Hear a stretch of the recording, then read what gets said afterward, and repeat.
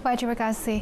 Sambutan Hari Kebangsaan 2020 peringkat negeri Sabah yang berlangsung di Dewan Pusat Konvensyen Antarabangsa Sabah SICC Kota Kinabalu disambut sederhana namun penuh bermakna ketika negara khususnya Sabah turut berjuang berdepan pandemik COVID-19.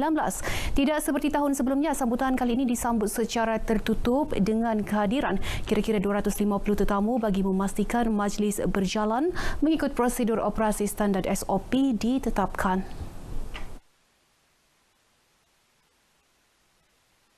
Hadir dalam majlis ini yang di-Pertuan Negeri Tun Dr. Haji Johar Mahiruddin dan isteri Toh Puan Hajah Nurlidah RM Jasni, Ketua Menteri Kerajaan Sementara Sabah Datuk Seri Panglima Muhammad Shafie Apdal dan isteri Datin Seri Panglima Syuriani Shuaib.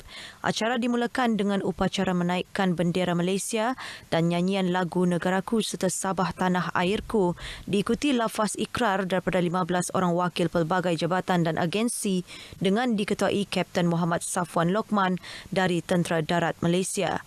Sambutan turut dimeriahkan dengan persembahan kuaya daripada Perbadanan Pinjaman Sabah dan deklamasi puisi Malaysia Prihatin oleh Dayang Siti Afizah Abdul Latif, Johan Sayembara deklamasi puisi Kemerdekaan Peringkat Kebangsaan 2017. Sementara itu, ketika ditemui media, Datuk Shafie menggesa rakyat Sabah supaya mengenepikan sikap perkauman sebaliknya mengambil iktibar daripada insiden perpecahan kaum di negara luar dalam memelihara perpaduan rakyat. Tegasnya, perpaduan kaum penting untuk memastikan negeri amnya negara terus membangun. Kita kena bina negara. Kalau kita salah lahirkan keadaan susunan atur yang ada, itu yang saya bangkitkan juga. Persoalan bagaimana pembangunan negara kita dalam konteks Sabah contohnya. Mereka memerlukan penyatuan yang ada. Mengulas kenyataan Perdana Menteri Tan Sri Muhyiddin Yassin tentang perlunya kerjasama kerajaan persekutuan dan negeri, Datuk Shafie berkata kerjasama tersebut penting dalam membangunkan negara meskipun berbeza haluan politik. Sementara itu, ambang merdeka sempena Hari Kebangsaan di Sabah disemarak menerusi program Hora Hore Merdeka di Kampung Masilau Kundasang Ranau. Program anjuran bersama unit penerbitan TV RTM Sabah dan komuniti penduduk kampung berkenaan turut disiar secara langsung di TV1.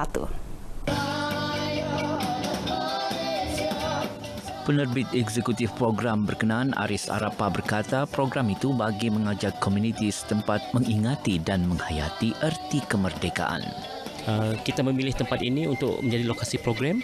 Kita mengambil peluang dengan kehadiran ramai pengunjung dari luar yang akan sama-sama menyemarakkan juga acara yang kita anjurkan sebenarnya dengan ambang merdeka tahun ini. Menurut Aris, program ini juga mendekatkan lagi hubungan RTM dan komuniti setempat. Apa yang RTM buat di kawasan kami adalah bagi saya cukup baiklah untuk penduduk kampung, untuk sama-sama kita menyemarakkan semangat kemerdekaan di kawasan kampung ini. Saya berharap agar seluruh rakyat Malaysia dapat bersatu padu dan hidup harmoni. Nama saya Salma binti Mustal, lahir pada 31 Ogos tahun 69. Jadi saya amat bertuas malam ini bersama-sama dengan program RTM Kota Kinabalu.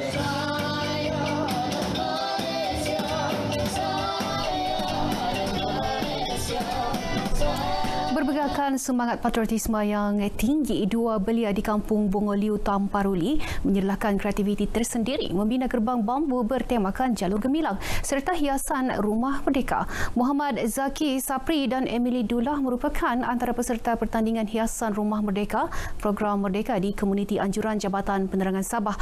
Kita bersama wartawan Serina Olivia Chong untuk melihat hasil kreativiti mereka.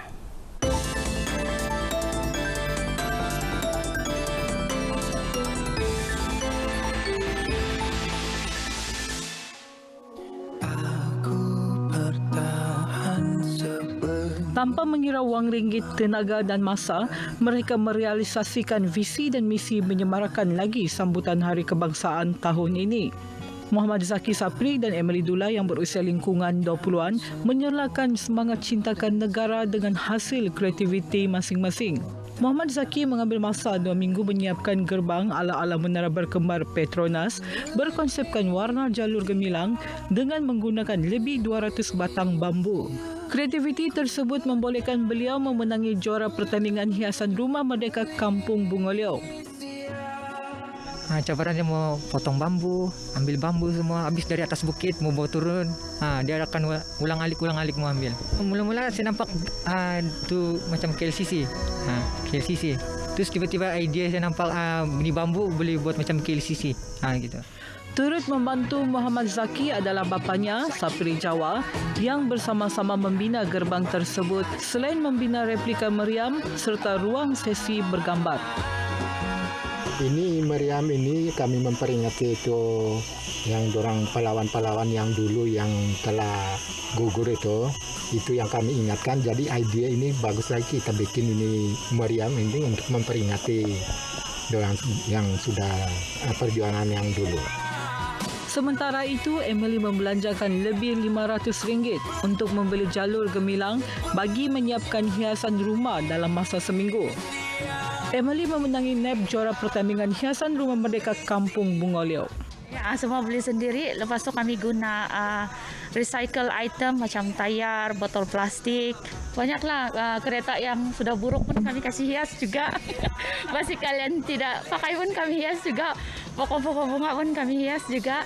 Lepas tu guna kayu-kayu yang tidak mau guna sudah kami kasih lukislah perkataan Sumatera Merdeka begitu.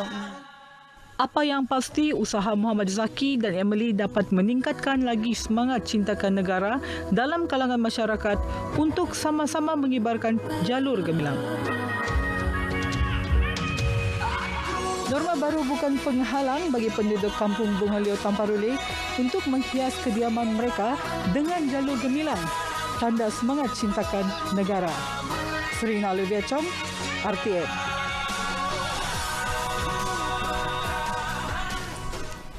Baik, sekian berita dari Sabah petang ini. Saya mewakili kru penerbitan Berita Wilayah Sabah mengucapkan selamat menyambut Hari Kebangsaan. Terus budayakan norma baharu pandemik COVID-19 belum berakhir. Kembali ke Angkasa Puri, silakan Azam.